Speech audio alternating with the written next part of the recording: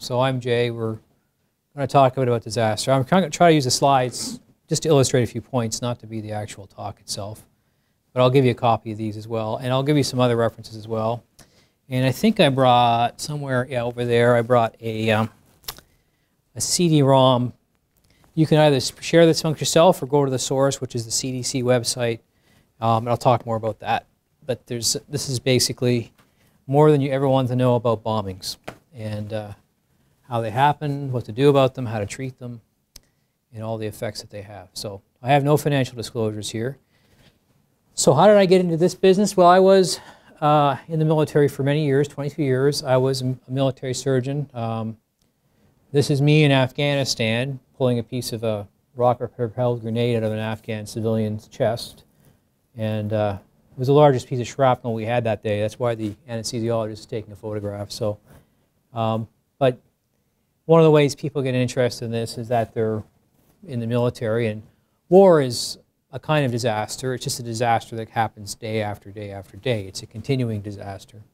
But I teach a course called DMAP, Disaster Management and Emergency Preparedness, and I'm the head of the disaster committee for the American College of Surgeons. I'm also the head of the medical director of emergency preparedness response for UCSD health systems as well. And I kind of didn't really think I would ever end up here, but this is where you end up sometimes if you have an interest. So kind of one way of thinking about disaster response is, you know, we like algorithms in trauma surgery. We like to keep things methodical and like a checklist. That way we don't forget anything. But these are kind of the 6 P's of disaster: preparedness, planning, pre-hospital response, processes, pathophysiology and patterns, and pitfalls. And so we'll use that kind of a little scheme through my talk today to kind of keep us in area. So where are we right now here in San Diego? There's a disaster management cycle, and people are always sort of surprised by disasters. Unless you really pay attention to disaster, then you realize you should never be surprised by disaster, because we're always in a disaster cycle. And this is the cycle. We are always somewhere in this cycle. Right now in Boston, they're probably kind of evolving into the recovery phase of their cycle. Here in San Diego, we're probably in the preparation response. In Riverside County this afternoon, they're actually in a response because they have some wildfires there today with Santa Ana that they're having. So you're always somewhere in this cycle. And it's just a question of what you're actually doing and how that changes over time.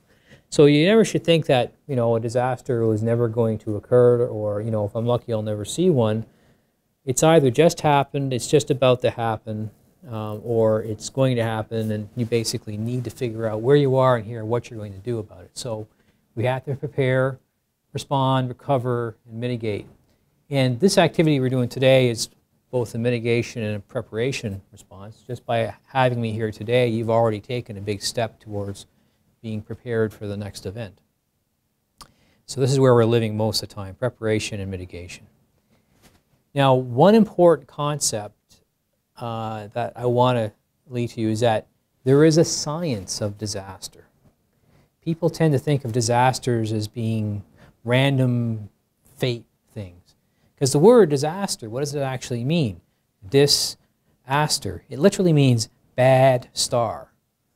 Disaster is a the fates, the stars, you were just cursed. This is the way it was, you know, there was nothing you could do about it. It's not true.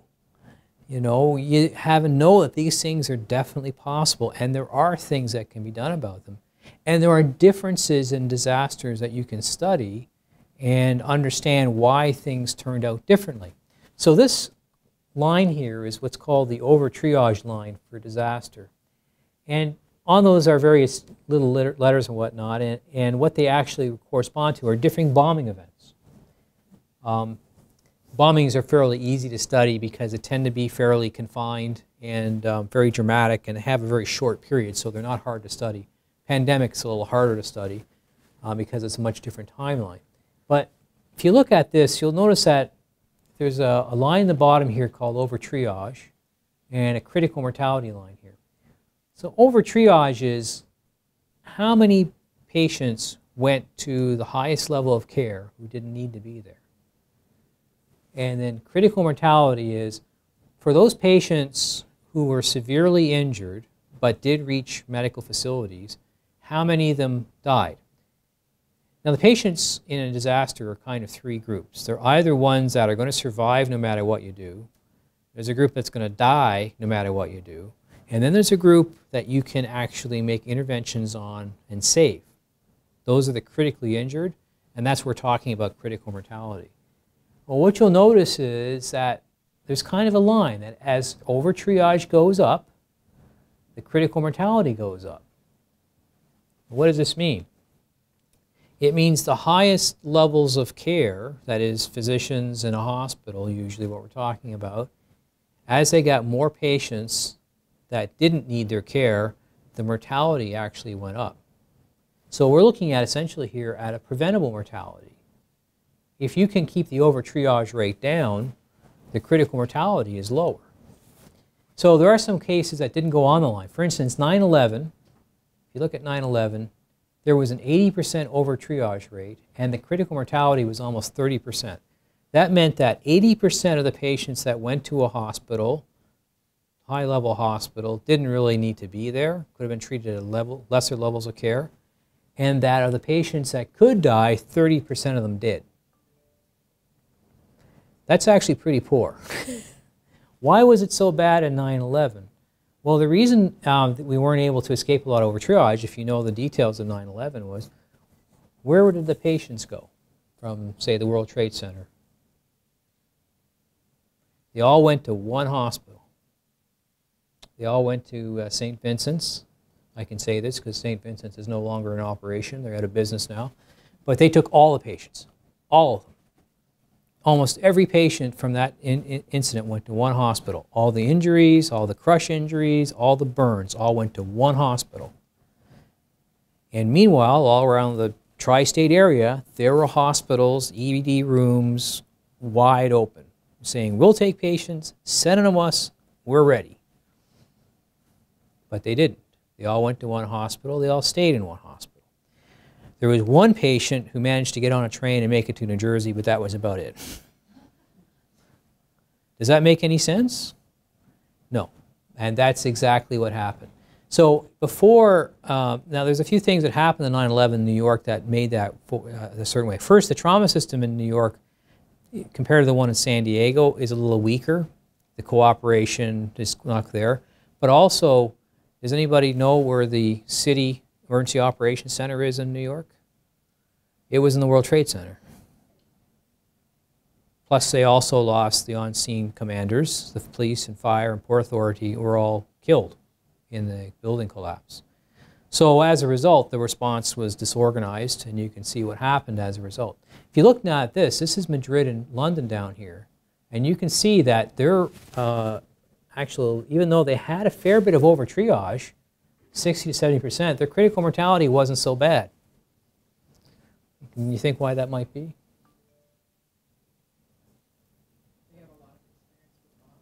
London does. Madrid not so much, but London especially had a lot of experience with bombs. They dispersed, yeah. The EMS system was intact, and they basically, where it happened in London, was in the center of a bunch of different hospitals, and they just spread them all out. And I suspect when we get the results from Boston, Boston's going to be below the line too, because you got a lot of hospitals in Boston. Interestingly, the trauma system in Boston really only got well organized about 4 or 5 years ago, kind of post 9/11. So it's interesting that that happened. So you can see organization, distribution of casualties, what kind of system you're working in has a big effect on what actually happens for these. So you can see that. You can see a few were actually over the line here. This was the Beirut Marine Barracks bombing, and you can see that the over triage rate was very high because all the patients went to one ship, and unfortunately, because they had to be flown onto the ship from the shore, there was a lot of death en route to the hospital. This is from another study. It was done by Asher Hirschberg and Ken Maddox in Houston, looking at what happens to surge capacity. So surge capacity is how many extra patients could you take in an hour of the critically injured.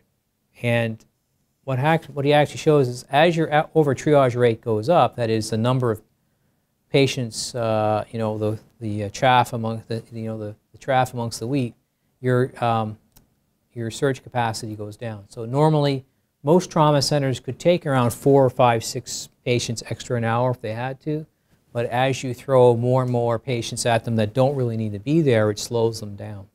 So triage and sorting out patients before they get to the point of care is obviously important. So things that are important, common triage system, everybody should be using the same triage system throughout an area, so we all know what we're talking about when we say this patient is a red or this patient is an immediate, they need to go immediately to high-level care, to this patient can be delayed as a green or can wait. So that decreases the critical mortality, decreases situational awareness. It's a local phenomenon because triage systems, unfortunately, are not universal. You need to have also an error tolerance system so that when somebody is triaged in the system, they are continually reassessed. So if you have somebody, for instance, at a scene and you decide this person can stay with us in the tent and we'll put this person in the ambulance, the people you hold back, you've got to look at them repeatedly. So you need to have dynamic kind of planning for this. And so at every level of care in a large casualty response, you need to have kind of reevaluation. So in the pre-hospital environment, you need to look at those patients, reevaluate them, and then make a decision about whether they should go on to hospital. The hospital will actually have a control point, and generally it's outside the hospital. I'll talk more about why that is later. And then you need to have evaluation before they reach any critical resources because, of course, the risk is we're going to get overwhelmed. So we have that continuous reevaluation. Kind of the enemy of over-triage, or the opposite of over-triage, another enemy is under-triage, which is the patient has a threat to life that isn't really appreciated. And the way we triage most patients is we look at our ATLS skills, our A, Bs, and Cs, and we look at also how easy it is going to be, what interventions can we do that will quickly reverse this patient's deterioration. And so that's pretty obvious for some kinds of patients, but there are certain patients that are more difficult to recognize some kinds of patterns because we don't see them as often. That's particularly for things like blast injury. And so we got to recognize what those are and try to figure out which patients are likely to survive and which ones aren't, because we sometimes have a hard decision to make in disaster about who's going to get what care. Any patients that we delay getting immediate care, we've got to watch them very carefully because they could deteriorate. They may look good now. They may have been a walking wounded person who looked like they were okay, but they could deteriorate later. So you can never say that somebody who's been exposed to significant mechanisms can't deteriorate later. A real problem in a system like San Diego is trying to decrease over-triage when you need to. Our medical system, health system, it works on over-triage. We over-treat people, we over-refer people, we do too much care most of the time. But the reason we do that is we're afraid to miss things. We're afraid something is going to get missed, you know, and someone decides that they don't need to refer, they don't need to do that CT scan, an injury or problem gets missed and comes out later that that was a problem. But again, in our system, we have to think about over-triage is a day-to-day thing. So our trauma centers normally have about maybe between 15 to 25% over-triage, and we're okay with that. That doesn't bother us because we know if we get that much over-triage, we won't have any under-triage. We won't miss anybody. But you got to avoid that, of course, in a situation where you're getting overwhelmed. When you're getting really too many patients to handle, then you have to decide how to stop that. So one thing that can happen is if a hospital is starting to get overwhelmed, it can take itself out of the system.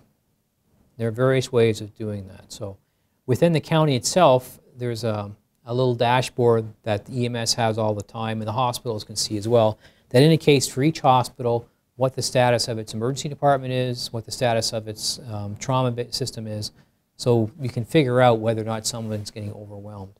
But in a disaster, what tends to happen is all those previously made arrangements tend to break down, and I'll talk a little bit more why that happens.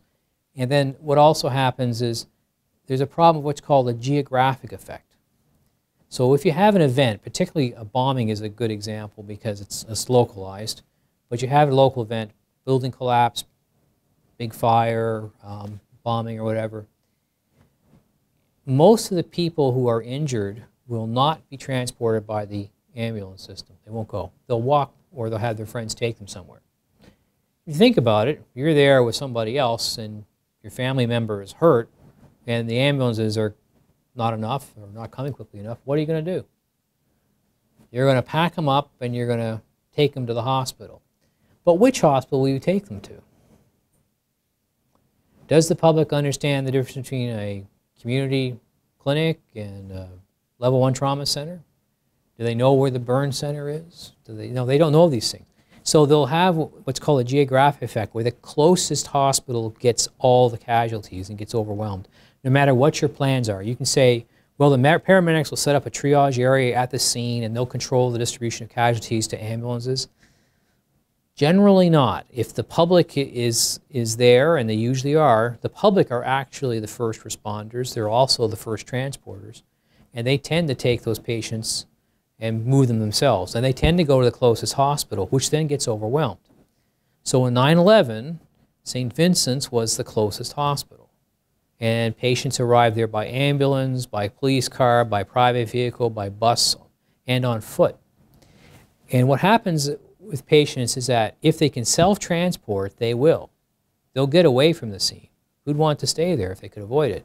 They'll get away from the scene and they'll walk or get taken to the closest hospital. That's what tends to happen. It gets overwhelmed. If you're lucky, you may have several hospitals that are equidistant. That's actually what happened in London and Madrid, and probably what happened in Boston as well. But in other circumstances, like Oklahoma City and 9/11, there was really one hospital that was closest, and that hospital got overwhelmed. So then you have the issue of how do you redistribute casualties from one place to another? The other issue you have is who are you going to let into the hospital? Hospitals are normally, they're public buildings, they're wide open. If you let everybody into the hospital on this day, what's going to happen? Most of the people who come are either going to be minor injured or worried well, as we call them. They're just scared they may have been exposed to something, or maybe they were close to the bombing, or their family members or their friends or something like that. And if you let them all in, they will eat all your food, they will use all your toilet paper, they'll clog up all the building, and you can't get rid of them. If somebody comes in and they've got a scratch on their finger that could have something on it because it could have been a dirty bomb, not just a regular bomb, and you try to remove them from the hospital, they're going to go right out there to the media truck and say, I was hurt in the bombing and they sent me out. So what you have to do is lock down the facility and do all your triage on the outside and only let in those patients who need to be let in. And those who aren't severely injured, you might find alternate space for them, alternate care. You might use a tent outside. You might use the church across the street. And you can clean those abrasions, suture those little lacerations, or send them to another place that can do that, and just take the really big patients for your places. So planning, in terms of what we do for planning, we have our current facilities, our current services, our current system linkages, and current transport. So that's all working. Now, in a hospital or trauma system in San Diego, if you look in the EDs, you can tell that they're pretty much packed. They're always at close to 90% of capacity late in the day and the afternoon.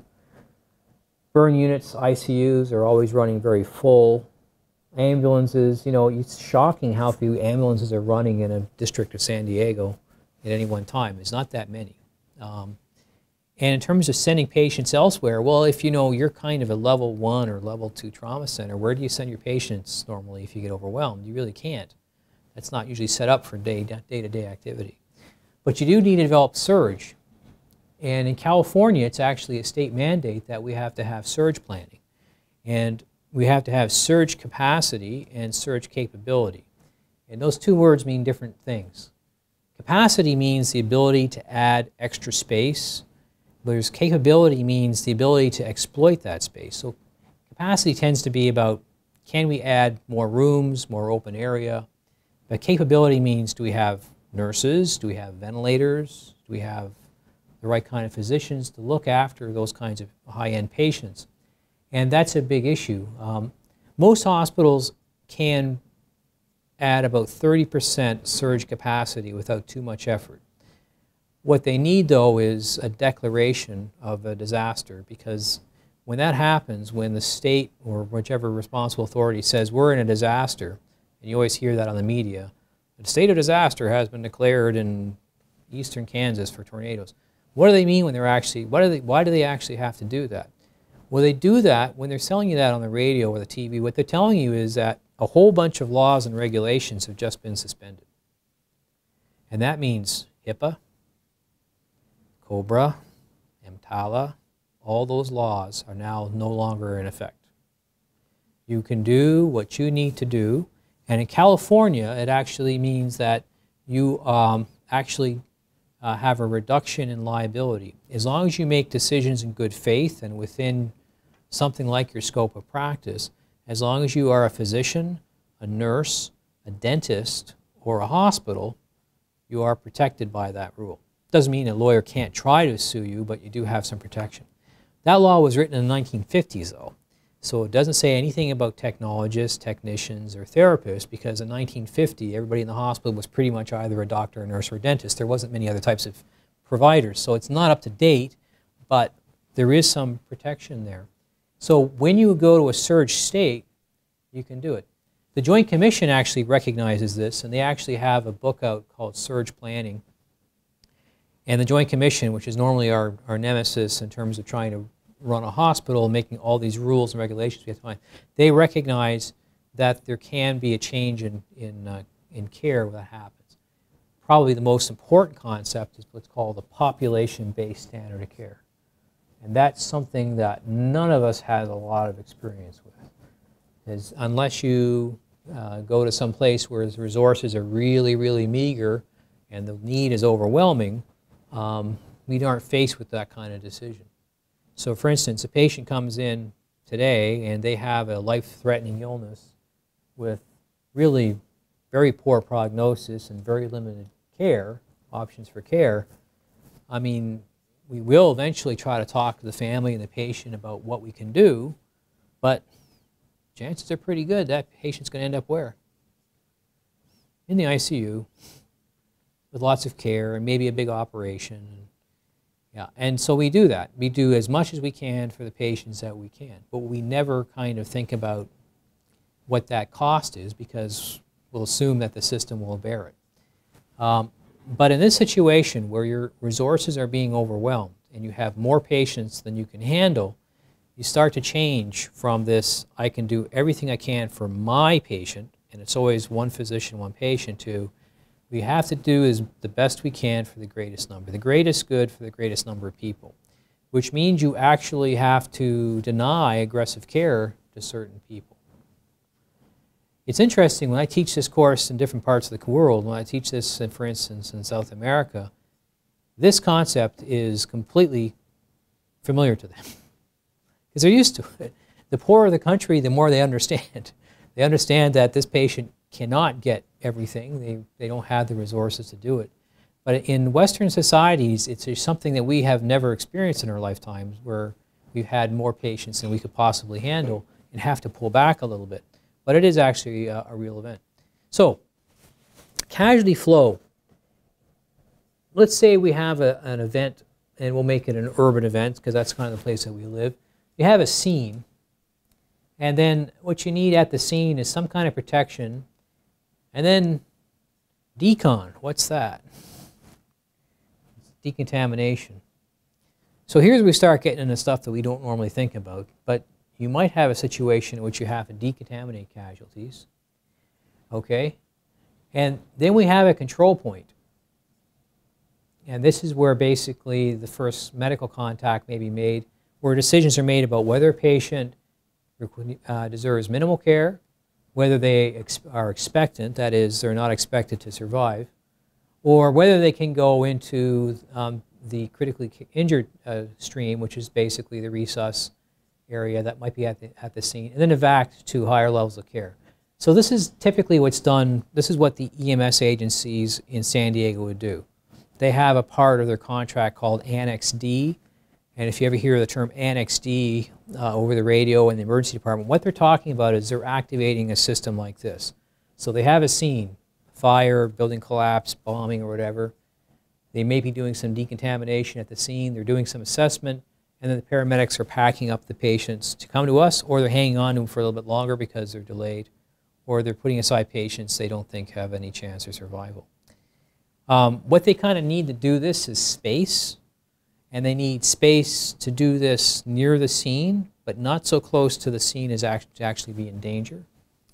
The flow can always has to be one way, away from the scene towards the evac point. The control point, who's actually working here? It's going to be the most senior EMS provider who arrives. So initially it'll be the first paramedics. Then it might be a more senior paramedic or a paramedic supervisor, possibly an EMS physician director, but probably not. But probably in San Diego, this won't be a physician. Now, there are going to be some other players here as well, because in most responses, particularly if there's any search and rescue being done, who does the search and rescue at most events? It's the bystanders. And who does most of the initial care? The bystanders. So you saw that in Boston. What happened in Boston wasn't unusual. When buildings collapse, bombs go off, events like that occur, it's usually the people who are there. And there are always some medically trained people around who will do that. But EMS will eventually come over and try to take that on. But that's important when we come to a little bit later, we start talking about some special populations and what you have to consider for them. The expectant are those patients who look like they're dead or almost dead and are put aside. Those who are obviously dead will they'll have to have some kind of makeshift morgue at the scene. The minimally injured, you basically have to keep them entertained until you can arrange to have them looked after. Of course, and then in our side of our own hospital, we might have these resources as well. So the pre-hospital response, we had to think about how triage is going to be done. The EMS worries about this, how patients get triaged, who gets transported, and then those patients who are at a lower level of triage. And those patients aren't so injured, patients who really aren't expected to survive, and those who are dead. Transport I've already mentioned. EMS transport's what's planned, but a lot of patients will move where they want to go, when they want to go. So at the scene, we might have what's called a primary level of triage, and then those patients will get sent to a casualty collection point, which will be set up. Usually what you'll see at an EMS run event is they'll have big tarps on the ground that are color-coded. So red is the most seriously injured casualties, then the yellow is the intermediate, and then the green are those who are well. So you may actually see that at a scene laid out on the ground. And then they'll be evac'd to different places, and hopefully they'll be able to direct where patients are going. For instance, the most critically injured may go to a trauma center. Those with less level of injuries may go to a non-trauma hospital, and you try to sort those out. If, for instance, the closest hospitals or trauma centers, for instance, may get overwhelmed, you may have to leapfrog. So you may hear on the radio that the incident occurred downtown, that UCSD and Mercy are overwhelmed, or they've gone black, and in the system they use, they say they've gone black. Then they may say the patients now have to go farther. They may have to go farther north, farther east, farther south. Another option is if there's a hospital that's really close to the scene and it's getting overwhelmed because all the casualties are arriving there, it may change its function from being a treatment center to doing pretty much pure triage and then redistributing all their casualties. So hospital's really close to the scene, it's got way more casualties than they can handle. You know, they've got dozens of critically injured patients, they've only got 5 or 10 ORs. What they might start doing is patching people up as best they can and then shipping them out to a hospital that can deal with them more definitively. Triage categories, we talked about these. The actual scheme you use isn't important. There are a couple of different ones out there that are being used. There's a NATO system, there's the START triage system, there's a SALT triage system. It doesn't matter as long as people understand it and they know how to use it. Probably the simpler the better. There's Albert Einstein's quote, everything should be as simple as possible, but not simpler. So very simple systems work better. Who should be a triage officer, either at the scene or at your hospital? Should be somebody who has a little gray hair, who's been around for a while, and knows what it's like to be in these kind of tough environments. It doesn't have to be a physician. EMTs, if they know their system well and know their hospitals well, do very good at this. Nurses can too. But it has to be somebody who's experienced with the system and the location. So if you're brand new to San Diego, you cannot be a triage officer in San Diego because you don't know where the hospitals are. You don't know what the hospital capabilities are. You don't know distances. You don't know what the system is. So in exercises, it's quite common to have a resident act as a triage officer in the front of the hospital. But in real life, it should be probably the most senior ED doctor for a hospital who's doing that because he'll know the system the best. It's a protected position, and that means that the decisions that that person make are not second-guessed. If he says this patient goes to ED, this patient goes to the OR, this patient goes to the CT scanner, that's where they go. Nobody comes up and just second-guesses him. Same thing at the scene. An EMT is making these calls. That's who makes it. He's the senior person assigned. There was a circumstance at Oklahoma City where the city, the EMS service showed up at the Murrah Federal Building. They set up their triage area and their collection point, and they started triaging casualties. And meanwhile, a doctor who was actually visiting Oklahoma a block away set up his own triage area and started doing his own triage and treatment and countermanding the orders of the EMT up the street. So that can't happen. It has to be just one person in charge of the scene of that thing. And that person starts and sustains the casualty flow. So they have absolute authority, but they also need to have situational awareness. So they need to know how to communicate. And generally, for instance, in the case of a triage officer at a hospital, what we'll do is we will put a scribe or a communicator with them to write down his orders and decisions, and also to communicate them with the incident command so they know what's going on. That picture is supposed to be Attila the Hun. So if Attila the Hun were a medical provider, he'd have the right kind of attitude for this job because this is the way it's going to be, or else. Patterns of injury. This is somebody who was hit with a bomb, and this is probably not too different from what you folks thought have seen in Boston. You see all these little wounds in here. So what do you think? What made this and what happened? And what kind of injuries do you think are in those legs? Yeah, so what we call shrapnel. The proper term we're supposed to say is fragments. But this is an effect of bombs. And most bombs, although bombs have different blast effects, most people aren't injured by primary blast injury except in special circumstances. Most bombs, the injuries occur are by what's called the secondary blast effect, which is the fragmentation that occurs. So the problem with this is that you see these penetrations and you know that they've gone into the body, but you don't really know what's happened in there, how deep they are, where they've gone, or even what they are. But imaging will help you. And so you can see that this was the same patient, and she's filled up with, these are nuts, like that go on the end of a bolt, and these are nails. And you can see they've gone all over the body. So in this case, they've actually penetrated fairly deeply, as you see on two views.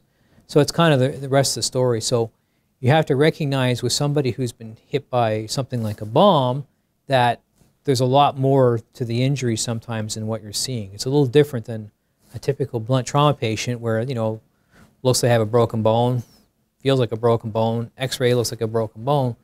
These penetrating injuries are a little more complex.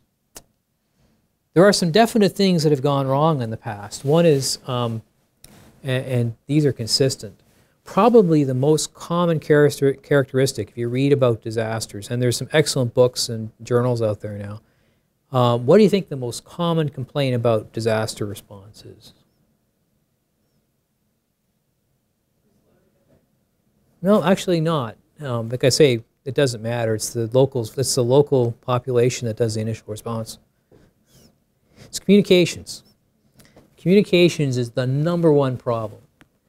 Beyond that, though, other things that happen is neglecting scene and hospital security, getting too close to the event, and then compromising the security of the responders. And then they become casualties as well. Now you have made the situation worse. But also forgetting that hospitals need to be secured as well.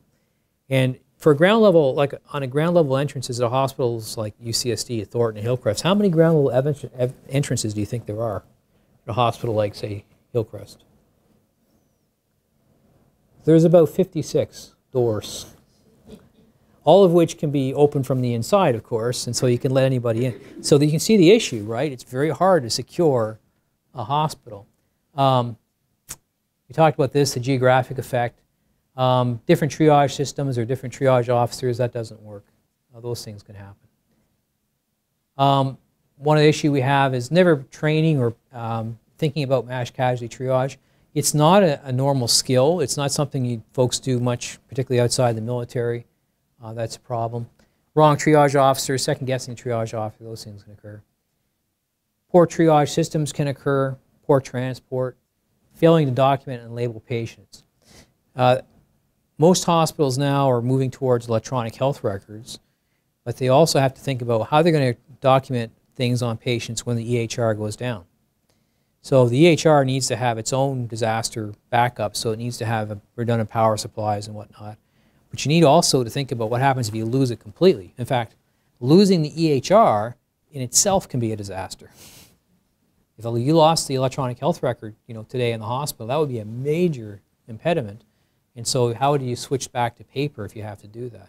How do you track those patients? And how do you document the patients? You need to document disaster patients, everything you do to them, even though it may be much more, incomplete care, because first you need to prove what you did. You need to make sure the patient has continuity of care. You need to reconstruct the event later, because there's always investigations and follow-up and lessons learned and whatnot. And also, you don't get paid. And you don't receive disaster assistance or FEMA money or federal money if you can't document how many patients you had and how you looked after them. So that's kind of important. The scene itself, generally speaking, as physicians, we're not generally very used to the pre-hospital environment. And we're used to offices and clinics and operating rooms and emergency departments and things like that. So there are some things that happen that are consistent with all disasters. One is the initial phase of the event is chaos. So this is a picture that was taken in downtown Manhattan on 9/11. And what you see there is chaos. There is no medical care occurring. There's basically people running for their lives, and that's about the only agenda right now anybody has. But then what happens is reorganization. The problem is, for every minute of chaos, it takes about 10 minutes to start to reorganize. So the longer the chaos goes on, the longer it takes to reorganize. That's one of the reasons why bombers like to use more than one bomb, because it prolongs the chaos and it actually takes longer to reorganize. They can also kill some first responders as well, and that tends to be police and EMS and fire, which may be their target, but it also takes longer to get the scene back under control and get patients treated. So it actually increases the lethality of the events. After reorganization, we clear the site of casualties, and then there's a recovery phase. This is very short, generally a few minutes. This should be about 10 times as long as that. Then the site clearing is generally pretty short, and then this phase can be very long. Another picture from 9/11. Anybody know what this shows? You've got to look at it carefully to see. That's a fire truck. That's a police car. This is the disaster headquarters vehicle. And so you can see what happened to the command post. It was too close. And it wasn't that close, but it was close enough that everything there, everybody outdoors got hit. And if they were covered up or protected, it didn't matter. This is no longer an effective location. So you can see what happened to the response. So getting too close can be a real problem. We talked about the second hit. And it doesn't have to be man-made second hit. You can have second hits like that fertilizer plant that exploded in Texas. There was a fire and a small explosion, and unfortunately all the 4 volunteer firemen went into the scene, and then the big explosion happened and killed most of them. So, but also with buildings can collapse into delayed faction, that sort of thing too. The problem, of course, is it increases casualties, decreases respite. So responder safety is really important. This is a scene from Oklahoma City, and there was a hospital just down the street from Oklahoma City, from the Murrah Federal Building, the one that Timmy McVeigh blew up with his truck bomb.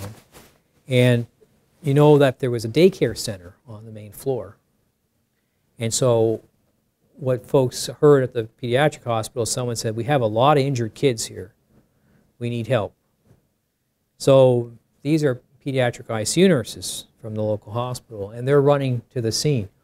And they're wearing sort of protective equipment. Well, at Oklahoma City, there was a nurse, not one of these nurses, a different nurse, who was actually killed at the scene by falling debris.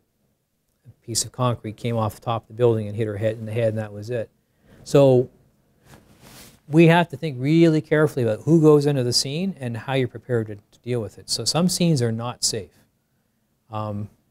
They can have different issues with that. So if you're not trained for that environment, not equipped for that environment, you can really be putting yourself at risk, and worse, you can make the situation worse by adding additional casualties to the scene. This is a picture from the Beirut Marine Barracks bombing in 1983. That was the first use of a suicide bomber, suicide truck against American population. And the Marine barracks were pretty much destroyed. This looks chaotic, but if you look at it carefully, actually what you see is you have several litters here on the deck with casualties in them. You've got treatment teams around each one. And then in the background here are men lined up in lines. These are stretcher bearers. So they're doing initial care here. The hospital on board these amphibious ships is actually down a couple of decks. So they're doing initial care and triage here on the deck, and then they're moving them down to the hospital in order of priority. So it's actually a pretty organized response. This is what the military does, though. So they train, they do this all the time. It's exactly what they expect to do. At the hospital itself, though, we need to have a plan. And so every hospital has a disaster plan. If they're Joint Commission certified, they have to have a disaster plan. So as a result, they have to have that. And the idea behind the plan is it gives the hospital doctors and administration a switch they can flip. And what it does is it keeps the hospital functioning and stops the hospital from becoming sucked into the disaster itself. If you don't have control over the processes and flow in the hospital of patients, the hospital becomes part of the disaster. In fact, the scene chaos, if you don't control it, will actually move into the hospital. Because initially, all the chaos and all the injured people and all the attention, the worried well, the family members, the media, they're at the scene. But just like you saw last week in Boston, where are they 6 hours later? The scene's boring. There's nothing there anymore. They're now all at the hospitals. The disaster has moved to the hospitals. So you have to protect the hospitals from doing that. You have to make some changes pretty rapidly to stop that chaos from moving to the hospital, and the hospital becomes the scene. So one is security. We've talked about this already. You have to let your staff in. You have to let the casualties in. The media, you want them close, but not too close. So we have ways of talking to them and keeping them close, but not in our way. And we usually have public information officers who are often former media persons themselves, and they know about deadlines, what they need to hear, the kinds of individuals they want to hear from, so they can file a decent story that informs the public. They're also an ally because they can give a message to the public for you. And they can also hurt you because if you don't engage them, they will run off and do bad things to you. During the plane crashes and after 9/11 in Dallas and in 9/11, there were media calls for blood donations. So there were about 500,000 units of blood donated on 9/11. Only about 400 or 500 units actually got transfused to victims of 9/11. The blood banks were overloaded for a couple of months, and then 2 months after that there was no blood available in the Northeast US because all the blood donors had timed out and there was no more blood available. So that's not a good thing. The other thing you often heard, and there was a media story with this in Boston, is go to the hospital and donate blood. Anybody here ever donate blood? Did you do it at the hospital? You never donate blood at the hospital. Don't go to the hospital, donate blood. So you can advise them about things like that. The families also, they need to have access. The worried well, yeah, you got to reassure them, but you don't want them in. And another kind of event that occurs you don't think about is mass volunteerism. We've had events in San Diego, for instance, during the wildfires. A lot of people don't realize, but the wildfires in 2007 was the largest mass evacuation in U.S. history. More people had to leave their homes and move to another place, and the number of nursing homes and hospitals that were affected was fairly large. A lot of them ended up at Qualcomm Stadium, so you ended up pretty quickly with Qualcomm filled with people. And you had some emergency doctors and other doctors down there with nurses trying to look after all these people. And anyway, one of our docs was down there, and this nurse said that she was a nurse from one of the fire departments, and she wanted to help out. And so there was these nursing homes. So she was helping them with their food and their diabetic medicine and whatnot. And anyway, later that doc, somebody saw someone from the fire department and thanked them for sending their nurse to help out. And he said, we don't have a nurse. Turned out not only she did not work for them, she wasn't even a nurse. So how do you credential these people in a hurry? How do you make sure you can actually let them touch people? Because, you know, you let them in your hospital or not. So that's one of the reasons why you should always travel with your hospital credentials, your ID badge. Always keep that with you when you go in your car somewhere, because you never know if something were to happen. That badge may be your only way to drive your car up to the hospital, the only access to a hospital, the only way to actually provide care. So the hospital needs to be protected. How do we manage inside the hospital?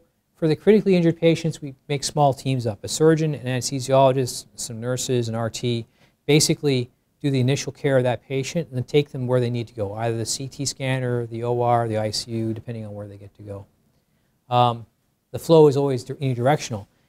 You know, when somebody comes in the hospital, in the ED now, they come to ED, my belly hurts, they go with a CT scanner, they get a CT done, they come back, they're back in the ED, they get some lab drawings, then they go to the ultrasound, come back, you know, they make like multiple trips back and forth. That can't happen in a disaster. You only hit the ED or the front of the hospital once and you keep on going. You never come back. So there's certain designated areas that also have to be controlled, like the ICU, the ORs, the wards. So somebody is assigned those areas to actually control who's coming in and who's going out. Documentation we've talked about. It's really critical to document. One thing you can do is if you EHR is not working, is you may have to have paper charts. And you basically need to have the chart pretty much attached to the patient. You can't let it separate. In the military, what they'll do in the pre-hospital environment is they'll actually write right on the patient. Either on their skin or on their dressings, they'll actually write morphine at 1:35 p.m. or whatever. They'll put it right on there. Logistics, a big issue. Most hospitals do what's called just-in-time inventory, which means they have enough stuff for today and tomorrow. You'll see those big black PHS, professional hospital supply trucks, drive up to the hospital every morning. That's the OR stuff for today and maybe tomorrow, and that's it. That's all they keep. So what do you do if you suddenly have to surge up 30 to 50%? Where's that extra supply going to come from? We're lucky in San Diego that we do have a cache, and our hospital took over the state cache. The state stopped funding it, so we had to take it over ourselves. But we keep a certain amount of drugs, dressings for trauma and burn patients, enough to last about 3 days. Still doesn't sound like a lot, but that's what we have. Beyond that, if you need more stuff, you have to order it. And so what we do is we make up MOUs with our various vendors and an alternate vendor and basically say, if it ever happens, we're going to fax you this order, will you deliver it? And hopefully they can. So basically the day of, it's already pre-signed, it's already authorized, the purchase orders, all the accounting information is on there. You just drop it in the fax machine or send it by email, and this stuff is coming to you. Obviously, people are a big issue. If you're in the middle of if you're close to a shift change, you keep the previous shift and keep the shift that you have. You're going to have to figure out how to care for not just patients, but also staff who can't go home. So you need extra food, water, places to sleep. In the last wildfires, we had to set up a pet care facility because people couldn't leave their pets at home alone. That's okay for cats and dogs. What happened if you own a horse? That's a problem. How about family members? So child care, pet care, we have to do that. And think about alternate sources, other places you can get staff. So we do have some resources. There's something called the Medical Reserve Corps in San Diego that you can join if you want to be help in a disaster, called the MRC. And if you join that, you keep your credentials up to date. They know who you are, and they can assign you to particular jobs, either working at a shelter as a shelter physician or going to clinics or going to EDs to help out as additional staff. Comms, I'll just say that it's a big problem. In San Diego, we spent a lot of money to develop a common radio system that all providers use. So almost every police department, fire department, EMS agency all uses the same system. It's a fantastic system. It works. It's an 800 megahertz system, a trunk system, and it's controlled by a microwave system that links all the different places together. So you can contact almost anybody else with the same radio. So if you happen to end up in a place that's not your normal jurisdiction, you can still communicate with the local responders. The only problem with it is there's about 18,000 radios and there's about 300 channels. So there's a mismatch there. It's just like cell phones. If everybody got in their cell phone at the same time, what's going to happen to the cell phone service? It's gone. So your cell phone service goes away. So same thing, this system can also get overwhelmed. And we also found out in 2003 that the microwave links can be disrupted by smoke. Heavy smoke can actually take them out. It's been built up since then, but it's a good system. This system always works, though. The rumor system, always in effect, and you spend a lot of times about this. And it's amazing how things get out of control. That last big blackout we had, that was, you know, somebody puts the wrong switch and managed to take out half of California and Arizona. Well, at the same time that on, somebody said, oh, there was an explosion at a power station near the Salton Sea. Oh, it was a bombing. Did you not hear it was a bombing? Yeah, I heard actually it was a dirty bomb in the Salton Sea power station. You know, so stuff like that goes out of control. So that stuff needs to be quashed. Comms, who do you need to talk to? The incident command system, which is the system that sets up inside the hospital in a disaster, they need to have communications. You have to be able to call people back, and the pager system, it also gets overwhelmed sometimes. So you need multiple ways of doing that. You need to talk to your first responders outside. You got to talk to your local folks. You have to talk to the family, the media, the state and federal government. They all need to be able to communicate with the various parts of the hospital.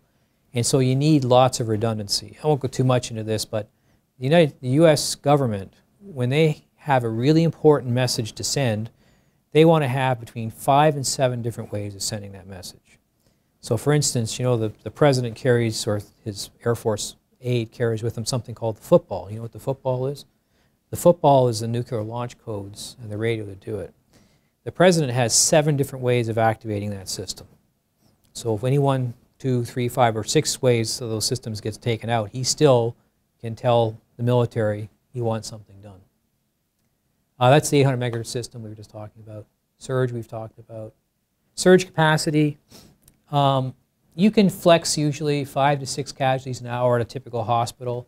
But then as you get more patients per hour, the global level of care, that is how many things you actually are able to do for those patients, begins to go in the toilet. And once you get up around 12 to 15 patients extra an hour, critical patients, I mean badly injured, you're not doing much. You're basically doing chest tubes, dressings, maybe intubating and ventilating, but that's about it. You cannot do all the things you have to do. So we have to shift to what's called a population-based standard of care. And we have to make some very hard decisions about who is going to get care and who is going to have to wait. And that's a tough decision for people to make. It's actually understood, so both the Joint Commission and the state government in California have written in their documents that they know that this will happen. And they tend to write most of the stuff around pandemics and flu pandemics. But flu pandemics happen slowly. You know, a flu pandemic takes 2 or 3 years to evolve. It can be very lethal, and the 1918 pandemic in the U.S. was really large and killed a lot of people, but it kind of allowed responses to occur, and eventually, you know, we have to decide this patient we just can't ventilate. You know, we can't ventilate any more patients, and this one looks like the worst one we're going to have. And some of these new flus, like, you know, H7 and 9, they cause really severe ARDS that's kind of non-salvageable, so that may happen. If you do really good planning, you can push this line out a little bit and do a little bit better, and that's what we hope we can do. Fantastic external resources and, you know, Deus Ex Machina, things coming down from the government's here to help you, the checks in the mail. We have 2 of these hospitals in California. They're designed to replace a hospital. They can hold up to 100 beds or so. The problem is They're big, they're heavy, they're slow to deploy, and we're not quite sure who's going to be working in them. Plus the equipment inside them is all military, so it uses like military deployable ventilators and IV pumps and stuff that you've never seen before in your life. So who's going to run this? So, but we have one in the north, one in the south. It's enough to totally replace a hospital or surge a hospital, but this kind of stuff doesn't show up to about 72 to 96 hours after the event. So for like a Boston bombing, this is useless. It's all over by the time you can set it up. This will work for an earthquake or maybe a prolonged wildfire or a pandemic, but it takes a lot of time. So for most events, it's us. You might get some friends to come down from another county, but it's the people who are here. It's always a come as you are party. It's the way it is right now. So a good exercise for anybody is to look at what you have on your body right now. Let's say that 5 minutes from now there's going to be a big earthquake and it's going to take out all the power and water for the next 4 days. So what do we have in our credit cards? They're all useless. Okay?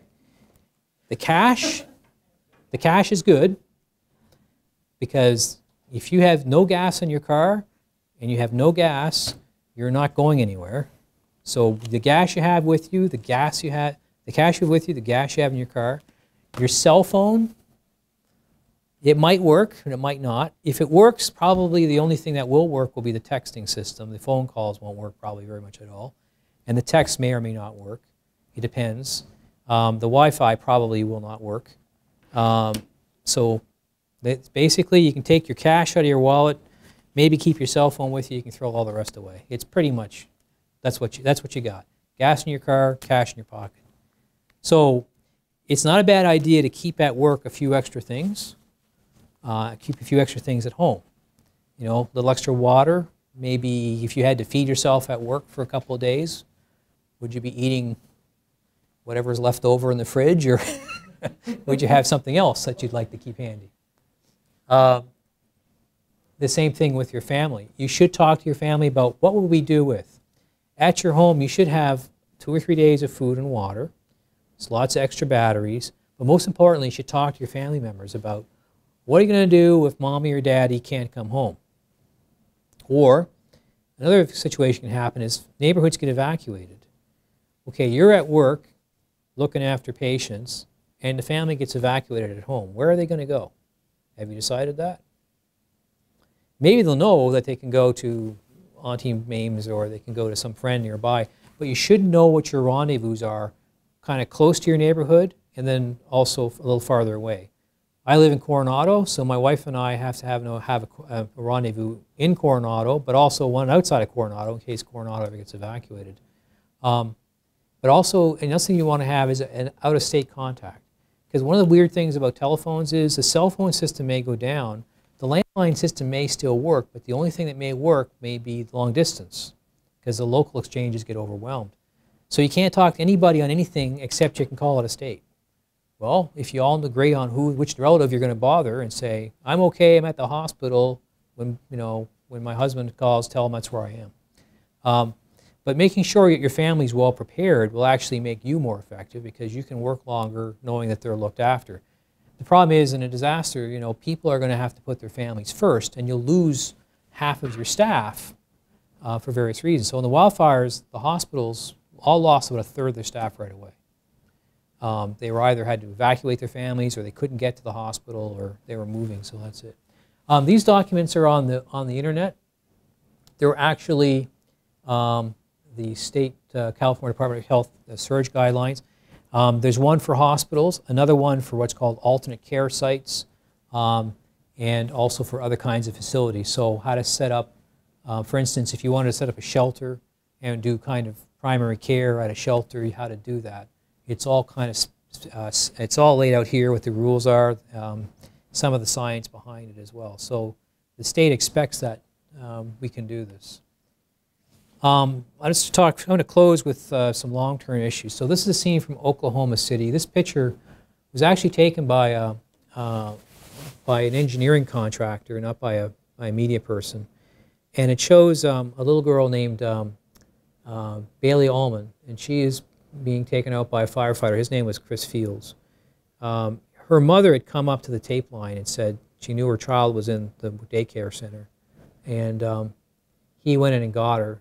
She was either dead or dying by the time this picture was taken, so he brought her out to her. So you look at a picture like this, you know, how many casualties are there in this picture? It's 2, right? Because Bailey died, but imagine the effect on the firefighter.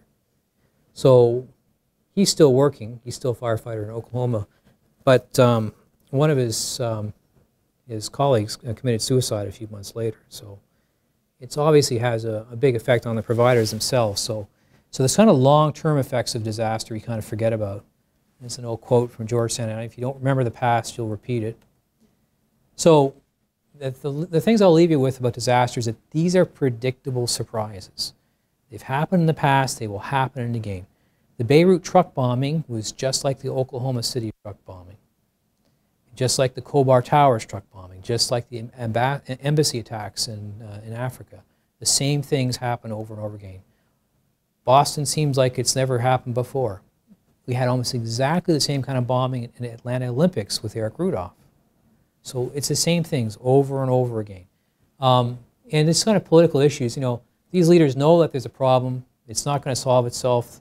You know, whether it's a reactor that's not acting up, whether it's a risk of tsunami, a risk of wildfire. The problem is getting worse over time. They know it's going to cost money to fix it. The benefits to them aren't that great. But what do? They put it off. And our tendency is to maintain the status quo. Sometimes there's a small vocal minority of people like me who say you should change something, but obviously the leaders don't expect much credit if they prevent things. There was in the tsunami in Japan, there was a mayor of a little village near Fukushima, and he insisted that the floodgate outside of his village be 11 meters tall. It was going to be very expensive. It would be the tallest flood wall on the coast, and they all said he was nuts. And he insisted, he spent the money, and he built it. And he got voted out of office. When the tsunami came, his village only had 1 person killed. And the reason that one guy was killed was he'd insisted on going down the harbor when he was told not to, and he got swept away. But the village was undamaged. So this is what happens. If you try to do the right thing, you don't always benefit from it. But there are things we've done in the past, you know, the seawall in Galveston, things like that.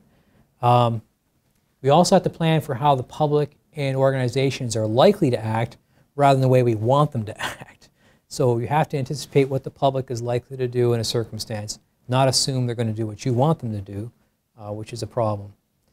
Common myth, dispatchers for ambulance, they hear about the disaster and they send all the units to the scene. That's how we dispatch ambulances, right? What really happens? They hear about some terrible event on the radio and all the ambulances go to the scene themselves. They self-dispatch. So that's a typical response. The trained personnel do the search and rescue. I told you who really does the search and rescue. It's the people who are actually there. It's the survivors that do it. Decontamination, triage, and first aid, all done by trained personnel? No. It's the people who are doing it. They bypass any resources you have ready, and they'll go to the closest, most familiar hospitals. Authorities always tell the hospitals, doctors, what's going on? No. You're always the last one to know because they always assume that you're just a big receptacle ready to take whatever's coming and you're going to take it all in and make the disaster go away. Well, the disaster goes on in the hospitals for days and weeks. In the case of the wildfires in 2007, the burn victims were there still 9 months later. Some of them are still 9 months later.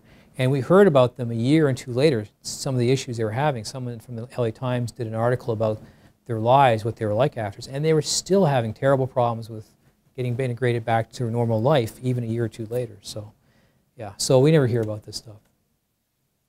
Serious casualties come to the hospitals first. Who do you think gets to the hospital first? The walking wounded and the self-transported. So if you let them all come in the hospital and clog up your ED and your front lobbies and whatnot, guess what? When the real victims start showing up, you can't have no place to put them because they have all these well people in there. So these casualties come first. Recovery, how do you get back to normal? How does a hospital and a medical system get back to where it should be? All these things have to happen. We have to deal with our patients. We have to make them better. We have to get regular health care going on. There's a huge psychosocial impact that's going to occur and infrastructure that has to be built. And we also need, while we're doing all this, going back to normal, we also have to look at the event itself even if we don't want to look back at it, we have to look at it in a hard way and say, how can we do better next time? What can we learn from this? There has to be an after-action review, and that has to include all the players. It has to be very candid. You have to go back to your disaster plan because it has to be revised. It will have been imperfect. They always are, and they need to be redone. And then any lessons learned can be analyzed, and you can share this with your colleagues, both locally and internationally, so they can learn from it as well. The sad fact is, in most events, there are no survivors, usually 24 hours. There are always remarkable exceptions, but they're very limited.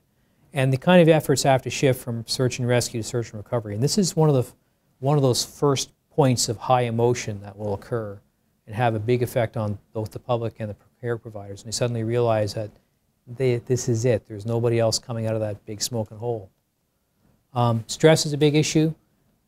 The pre-training of people to deal with these events actually works. So in the military and in organizations that have spent efforts to kind of harden their employees, to get them ready and get them understanding and thinking about it, preparing their families as well by being well prepared for the event. It's much better than somebody who kind of sails into this fat, dumb, and happy because thinking that this could never happen or never would happen. And you guys have already taken a big step towards it because now you're thinking about it. So you need to debrief people, but it doesn't have to be like a formal critical stress debriefing. Really what you need is a chance for people to talk and vent amongst their peers, and this will help people a lot.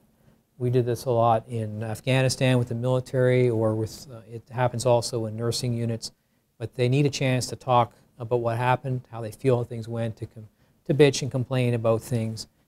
It's not a formal event debriefing. It doesn't have to be documented. You don't need to have a psychologist there, but people need that opportunity as well. You need to follow up and recognize the people who did good work. There's a few people who will need professional help. And you have to watch people who were responders or involved afterwards, especially in the first year. If you start noticing people aren't socializing as well, they've lost their sense of humor, they're kind of withdrawing from the group, that needs to be watched. People often develop new habits. Sometimes people's personalities actually will change after this event. Sometimes it's good, sometimes it's bad, but it's something to be aware of. In the hospital, we have to sort of reorganize, get those casualties looked after. Be proud enough to look after them, but not so proud that we can't ask for outside help, and there are some resources that will come and take the patients away. The National Disaster Medical System is a system the federal government and the military will employ to take casualties from one part of the country to another if required. We do what's called a tertiary survey in injured patients, where we go back and look at them again and make sure we've found all their injuries. And often it's impossible to image people adequately in the first few hours, but later you can often go back and complete the imaging that you couldn't do right away. The media has to be engaged. You've got to get them to tell the right story. Blood donations we've talked about. Family notification is a really difficult issue. Finding family members, tracking down family can often be very hard in regular times, but in this kind of situations it can be really tough. And people can be very clever about this in terms of ways of using social media and what to find people. You remember in 9/11, the pictures that were put up on walls around the city trying to find victims of the event. Today, that would probably largely occur on social media and websites and whatnot, but that's still something that happens. As providers, we have to provide community-wide psychosocial support. We should. There's always going to be preventive health needs. The public health, the preventive health system can't be allowed to deteriorate, because one of the side effects of a really large event is that the public health deteriorates. Hygiene, vaccinations, routine care, baby care, all that stuff that needs to happen to keep the population healthy all goes to hell because people don't think it's important anymore. In fact, it's still very important, because the population that's not immediately involved or directly involved, they're at risk now because of deterioration. So, and Haiti is a great example of that. The earthquake was terrible, but the death kept on going because of things like, diarrheal illness breakouts and poor food and no water, no light, violence and whatnot. So we have to remobilize all that, get that back, and then look at our outcomes. A little quote from Buddhism: anxiety doesn't live in the present, it's in the past and in the future. I won't talk too much about psychosocial injury, except to remind you that PTSD doesn't occur till about 6 months after the event. So most of the initial things we see are acute stress reactions, and you will see those. And some people will be able to cope with it with a little bit of reassurance or a little time out. Others will become ineffective and need to be taken away from the situation. And it can surprise you who is affected. The people who are most at risk, the people who had previous issues, but sometimes it's hard to tell. In the military, it's terrible because we have soldiers now going into the field who have PTSD from previous deployments, and then they get re-triggered and they get those environments again. So, but in fact, the most common psychiatric illness is actually depression amongst soldiers and people exposed to these events. PTSD is actually a little less common, but initially in the first few hours and days, what you'll see are acute stress reactions, and you just have to be recognized. Basically, you have to keep an eye on your colleagues, on your coworkers, the people who you're looking after. And one of the ways that people cope is humor. It works two ways. It helps reassure people that there is some normalcy around. But also, when people lose their sense of humor, that's a clue that they're not coping well and they might need a break. I'm just going to skip ahead. There is support available from the government. But the main story here is it's not going to come nearly soon enough for you, so it's going to get there eventually. Community coping with big events, these are important, and as providers we can play a role here for things like memorials. This is the one in Oklahoma City, and each of those empty chairs represents a victim. They're actually spaced out to where they were in the building when it actually occurred. And the smaller chairs represent children. You'll see the cluster of small chairs over here. That's the daycare area. And then prevention in the future. Some places have this really well buttoned up. The Japanese, for instance, they have a day dedicated to disaster. They've had so many tsunamis, so many earthquakes, 2 nuclear bombings, that they just had set aside a day in September saying, this is our disaster day. We're just going to do disaster stuff today. And that's what it is. Everybody at work, everybody at home does disaster stuff. Abraham Lincoln said, it only comes one day at a time. So I'm going to close up there. I didn't have a chance to talk to you about a bunch of different things. For instance, I didn't talk about chemical, radiologic, or biologic things, or some of the aspects of blast injury or whatnot. But what I'll do is I'll recommend some things to you. This will be in the slide step. There's a couple of apps you can download on your phone, whether you have an iPhone, Android, or BlackBerry. One thing, if you're interested in chemical, radiologic type things, these 2 apps, one's called Wiser, and it contains the entire CHEM database, which is the Chemical Hazard Emergency Medical Management. It's a whole series of treatment protocols that are written down, assembled by the National Library of Medicine. It's always up to date. It's complete, the military and civilian experts have contributed to it. So if you want to know what the difference between anthrax and tularemia is, or you want to know what you got to do about sarin versus tabun or some other agent, it's all in there. Also for radiation, there's a similar database called the REM app. They're available on your app store, just search them for them by name, or you can go to the National Library of Medicine, download the links there as well. There's also they're also on the web, so you can get this information by web or smartphone. You can have it in your pocket all the time, and if one of these events ever occurs, there's a train crash and they've leaked methyl isocyanate out into some small town, you can look it up and find out, know what it is before anybody else does. So that's all there as well. For bombings, the best material out there is on the CDC website. The CDC has a website, and it's for mass trauma. They have a lot of information about bombing and other types of events. All their stuff is on the CD here. I can give you guys, and you can share it if you want, or just go to the website because it's kept up to date and it's there all the time. You can download onto a thumb drive. You can put it on your computer, or just keep the link in your email, whatever. But there's lots of up-to-date information there about those mechanisms. Yeah, so to summarize, in the way I look at disaster, in terms of the events that I get most worried about, critical mortality is the thing that bothers me. Most patients are going to live or die no matter what you do. But there are a small number of patients that you can save, and that's all about getting those patients to the right care at the right time and without the hospitals or system getting overwhelmed. Education is a big ongoing requirement. We have a huge number of providers who don't have enough training in this and don't understand it well enough. You can go in any hospital and ask most doctors, most nurses, what do you do in a disaster? What are your responsibilities? And the nurses often know, but not completely. the physicians rarely know. Sometimes they assume that they're the one who's going to be in charge. And we didn't talk about the instant command system too much, but you're not in charge as a doctor hardly ever. Okay, there'll be somebody else who will be telling you what's going to happen. Anyway, we can build up our surge capacity and capability by planning and doing good local responses. And I've spoken mostly from a hospital perspective, but all this applies to other types of facilities and other types of care. And regional trauma systems, you know, that's what provides a lot of our capability and redundancy. That's the system that most of our response is built on. But in any one of these events, you know, it's not just the event, it's all the surrounding penumbra of other issues that go on. So the psychosocial issues, the public health issues, the preventive medicine issues, they're all going on at the same time this is going on. So, you know, an event like this, the reason it's a disaster is that it impacts everybody in one way or another. So I'll quit there. Do you have any questions about any of the stuff we talked about or didn't talk about? So.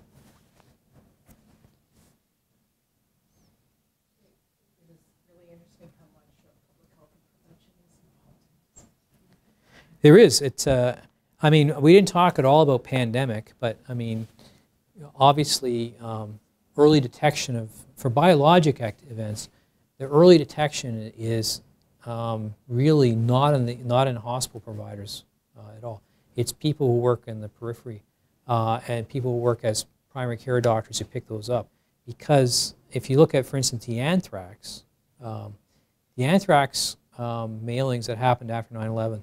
They had been going on for at least a couple of weeks before somebody in Florida said, this ain't right. This pneumonia does not make sense. This patient shouldn't have this kind of pneumonia, and got a little curious and started doing a few extra tests and said, you know, the only thing that fits here is anthrax, and gave his public health doc a call and said, you know, we don't see much anthrax in Florida, but this guy's got anthrax, you know. The interesting thing in California is that we do have endemic anthrax, not very much, but we do have a little bit. We also have endemic tularemia from Tulare County and some other things that look like anthrax. But in Florida, no, there shouldn't be much anthrax in Florida. So, so yeah, just being that particular physician who picked that up, he probably picked it up because he was a little bit tuned in. You know, it just takes a little bit more awareness that, yeah, you know, there could be something going on here that's not the regular day. And that's how these things get detected. Particularly, you know, and biologics are the same thing with index cases of almost anything. I mean, SARS was a classic case of that. That went, we could talk all day about SARS and what happened, but that was an example of how far a disease could get before people began to recognize it. And it got really widespread before it got recognized. It was just, why it never became widely endemic in the United States is not really clear. Certainly did in Canada and some parts of Europe. Probably just dumb luck, because airplanes fly to Hong Kong from here as much as they do to Canada or anywhere else. So just one or two cases got into the environment. So yeah, there's really nobody exempt from any of this kind of stuff. It's sort of stuff you have to think about. Whenever you take up a new job, go someplace new, it's always a good idea to look and see what the local resources are and what your disaster plans are. And if you want, you can very easily get involved. It's pretty rare to find a disaster committee or disaster or emergency preparedness committee in a facility or a system that will turn you away if you're interested. They usually say, are you interested in this stuff? Come on in, because boy, we got some work for you. Because that's generally the way it is. It's very, trying to maintain something as sophisticated as healthcare in these kinds of situations is a challenge, really tough. And you'll see that, unfortunately, we're getting more and more experience as time goes by. Hopefully today I was able to convince you that there is actually, you know, a precedent in history and science here. You can actually look at these things in a scientific way and kind of know what to expect. You know, that's what people are most afraid of. They think something completely under control is going to occur, and there's nothing anybody can do about it. Well, that's not true, actually, because a lot you can do to mitigate and prepare in advance, and then when it actually occurs, by understanding the typical things that are going to happen, you're not so stressed out when you realize you can't communicate with anybody. That's kind of par for the course, and you build that into what you're going to do and how you're going to respond. Yeah. I'd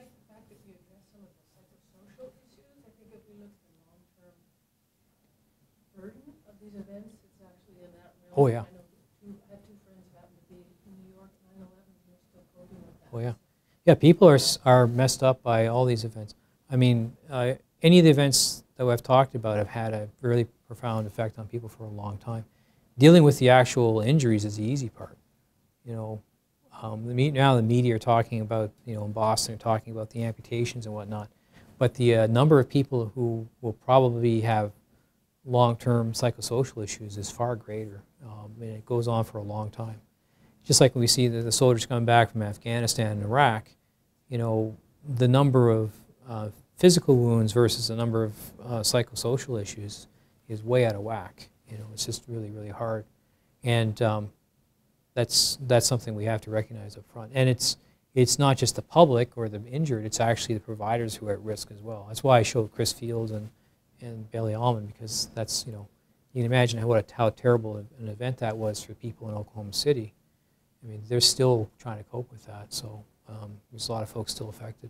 So yeah, it can have an effect. We know that the burn victims from 2007 were really messed up in various ways, and still, you know, we could see they were still, the media is still looking at them a year later, still having problems. You know, so it's a long-term issue, and that all ends up being treated outside the hospital. So the trauma center has very little to do with that. You know, we patch them up, get them back. You know, you're all well again. Go home, be great. You know, and you know, but that's obviously not what happens for most of these people. Yep. And you were talking about how, like, in most disasters, it's the local people that are responsible. So in something like the earthquake in Haiti, who is responsible for leading that international effort? Because I know there was a bunch of different, like, hospitals that popped up. Haiti was kind of a special circumstance in that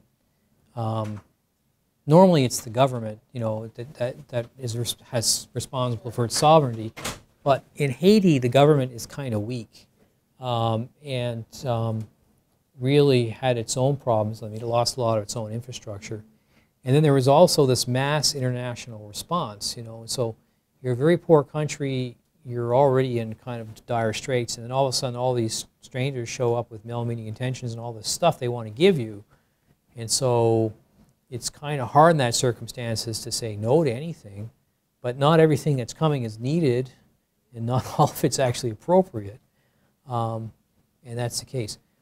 It's interesting, you know, the search and rescue teams that showed up actually didn't save all that many people. There were some dramatic rescues of people some weeks afterwards, but in terms of the numbers, you know, the vast majority were pulled out by Haitians, you know. So the same thing with hospitals, you know. Not every hospital that was set up there by outsiders did well.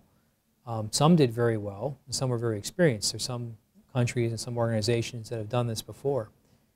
But there was one particular hospital that was sent by a specialty hospital group who started doing some pretty advanced types of surgery for extremity injuries, which was probably not well advised, because within a few weeks it was all infected and all that hardware had to be removed because they had never bothered to learn kind of the basic rules of how to look after patients when you don't have water, electricity, good nutrition, you know, because the results we get in a nice clean hospital in the Western world are not what you get in, you know, Caribbean disaster or African disaster. And so you have to understand that. And so some groups know that really well. So International Red Cross, the Israelis, some of the South American countries, they've been through all this before. They know exactly what to do, what not to do.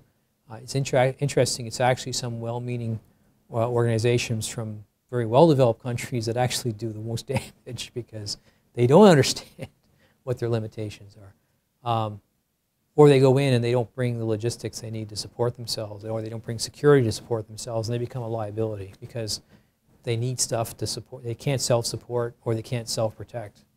And that's an issue, because then you become a liability. You can't really play with everybody else because other people have to support you.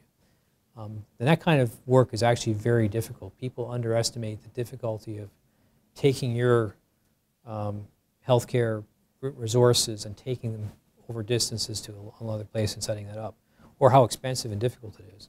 You know, the cost of taking a field hospital into a third world country is really, really high. And it's not, you can be as well-intentioned as you are, but if you're not skilled at things like obtaining water, obtaining electricity, fuel, transport, security, how you're going to feed yourself, how you're going to look after yourself, where you're going to sleep. If you haven't arranged all that in advance, you're not going to help in that kind of situation. And so there was a lot of wasted effort as a result that happened there. Some of the most effective resources were some of the military stuff that was sent in, like the hospital ships. But even that was limited because of politics and policies and other issues that occurred. So, and eventually, you know, sovereign governments want to exert their own authority again, and that leads to issues as well. So, certain groups can't go to certain places. If you're interested in that kind of work, there are some really good organizations to think about joining. One of the ones I've had some experience with is the International Red Cross, the ICRC, which actually has a, well, not a legal mandate, but international law mandate to go to certain places and be accepted. It doesn't provide total security, but they've had a huge amount of experience doing that stuff as well. But there are some other organizations that are smaller that do well. And there are some that have other agendas too. You have to choose carefully if you're going to do that kind of work. But it's not a come-as-you-are party. If you're not prepared to do that kind of work, or haven't trained, haven't equipped yourself to do that kind of stuff, you can really get yourself in trouble very quickly. And that has happened. So. To get involved locally, would you recommend, I know you recommended the one core? Yeah, so there's different things you can do depending on what you want to do. If you're local, there's probably the easiest one to do is the Medical Reserve Corps. And what they're usually looking for are people to work kind of at areas of care for people who are either disadvantaged or moved or displaced. Things like shelters, but also in supporting hospitals, particularly in emergency departments and primary care. So the Medical Reserve Corps is that organization.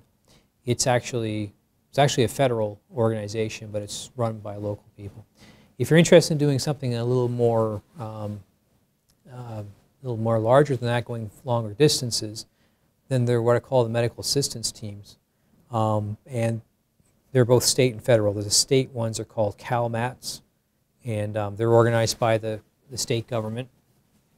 And then there's the DMATs, which are organized by the U.S. Department of Health and Human Services, and they actually work nationally and internationally. For instance, Hurricane Sandy, the DMAT, California 4 DMAT team, which is based in San Diego, actually went to Long Island and was there for several weeks supplementing the system. And they'll usually set up things like care tents or supplemental facilities that do sort of basic care for people, do preventative care as well. That's the kind of stuff they'll do. They also have another kind of resource called an IMCERT team, which is a higher level kind of care. This has surgeons and the anesthesiologists actually set up surgical resources, but that doesn't get deployed very often. I know it's not as medical, but there's like the 211 disaster response team and the Red Cross. I don't know. Would you recommend physicians getting involved in that? Or do you think it depends. The Red Cross tends to do more, they tend to do a lot of shelters and immediate response to people, and not so much the higher level medical care. But you know, they do some of that stuff, but they tend to be a little more basic in terms of that kind of response. Probably the best, if you're thinking mostly about San Diego and local, probably the best one is the Medical Reserve Corps, MRC. And they do have some training events and they do some things, but basically your name goes on a list, and if there's an event, they'll call you up. There's a large exercise in the county occurring at the end of the month on May 30th. And for instance, the MRC is activating for that, and they're going to some are going to shelters and some are going to ERs. So, and they'll do some pretend patient care. So, one of the issues though as a trainee is that a lot of, if there's any kind of governmental role of the agency, They often want people who are fully licensed for liability issues and whatnot, so so that can be a limitation. If you don't have a medical license or fully trained in your specialty, they get worried. Same problem we have with retirees. A lot of retirees want to get involved, but if they're not engaged in the active care of patients on a day-to-day basis, they often can't volunteer for the higher level teams. They can still do other kinds of volunteerism, but they won't generally be doing healthcare if they haven't been involved in it. So, but it is more difficult than you'd imagine. For instance, using a Nevada physician in California or a California physician in Nevada, you think that would be all sorted out. It's not. So it's actually difficult to go across state lines. That's why you usually need to join one of these organizations that can either federalize you or give you indemnity. Because I think in Texas, just this week, they finally approved a healthcare volunteer law after about 12 years of work. The Texas trial lawyers would not allow any provision for a non-Texas state licensed physician to work in Texas in a disaster, despite it was only after Hurricane Igor and the hurricane before that, and then the shootings and all the things that happened in Texas in the last 10 years, they finally relented. They finally were able to, there's a group of lawyers that do not want any physicians having any indemnity at all for any event, no matter what it is. So that's actually been a big limitation. So only about half the states actually have what's called an EVAR, Emergency Volunteer Accreditation rule.